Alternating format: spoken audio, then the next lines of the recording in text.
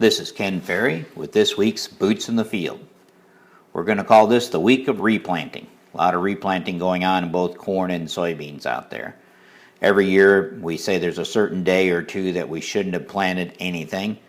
And this year it's going to be May 6th and 7th. With the rain that followed here in the central part of the state right there on the 7th and 8th and the cold temperatures beyond it caused a lot of trouble out there for our stands, both in beans and corn.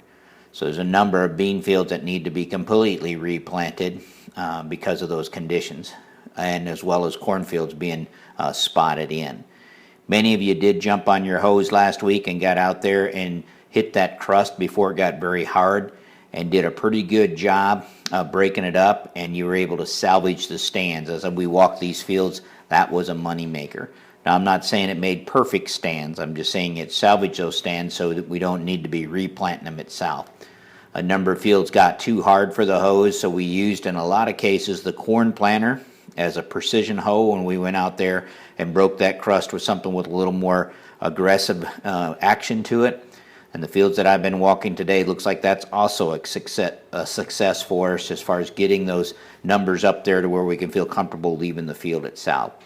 If you haven't run a hoe, probably the corn planter by now is the only choice that you're going to have, or a VT tool to break this crust, because that crust is pretty strong. And you're going to have to be quick with it because we're getting too much swelling on the plant, both corn and soybeans. They're not going to take much more, and we're going to have to probably tear those stands out. Let's make these replant decisions pretty quickly. But let's do it off of actual stand counts, not just drive-bys. Spend some time collecting data out there before you pull the trigger. We'll try to get something up on the website to help you with those decisions based on some of the fields that we've been in itself. Now, the good news, the frost damage that we were suffering last week has passed its course, meaning the corn is back on schedule, and it's actually looking pretty good right now, and we can resume our post sprays without any trouble out there. That corn's coming on strong. Still do have some silver leafing and stuff from the cold weather out there that shows up, as well as the past frost damage, but the new growth looks pretty good. Now, with the exception of side hill seeps and low-lying grounds, as we talked about right after the frost, that was my biggest concern. How would they handle the frost? There is a number of those areas that did not handle the frost, and the whorls are dead. But you can tell that by now. We've got enough time between us and the frost. If those center whorls are dead, even though the leaves at the base of the plant are still green, that corn's not going to make it. It's going to sucker out and do some strange stuff. That needs to be replanted. So again, we got a lot of patchwork to do in that situation where we're setting the planter up and picking it down, or we're putting the field cultivator and taking it out. Not tearing up whole fields, but tearing up sections of the field that were saturated and cold in those conditions afterwards. Now, the nitrates are still coming in pretty strong, and they're mostly coming in from the dry area. Most of the nitrogen can be accounted for that was applied this spring, but there is a large portion, more than I would expect, in the second foot. That's indicating that we've had some movement, and it is causing us to bump our side dress rates a little because we don't give full value for that second foot. I expect when more nitrates start to come in from the wetter areas that we're going to find more and more nitrogen missing there, and we're going to have to deal with it.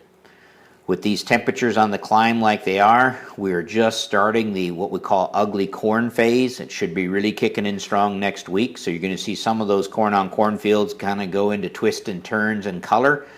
You probably even see it by the weekend as far as the time frame goes. So keep this in mind when you start to see fields changing. They're just changing because of the carbon penalty that we deal with out there itself. Remember, this corn is older than it looks. So with these temperatures, it's going to jump in this warm weather. It's going to take off, and don't get yourself caught from a side dressing standpoint where it gets too big on you itself. From the cutworm side, the cutworm activity has been pretty weak or mild, which is a good deal. It looks like all of our controls are holding, whether that be traits in the corn or insecticides or a combination of both, because we see the early season or the early shot holes, a little bit of clipping, but it seems to hold at that point. And the only spraying that's going on really is in the unprotected non-GMO corn or in the cover crops. So the cover crops has been one place where we're having to spray. Remember, Crop Tech will be closed Saturday through Monday and the holiday weekend, so keep that in mind with your side dressing plans out there. And don't forget, the summer testing is underway, so if you haven't already put your soil test orders in for that, let's get those in so we can be efficient. With that, let's keep her moving and keep her safe.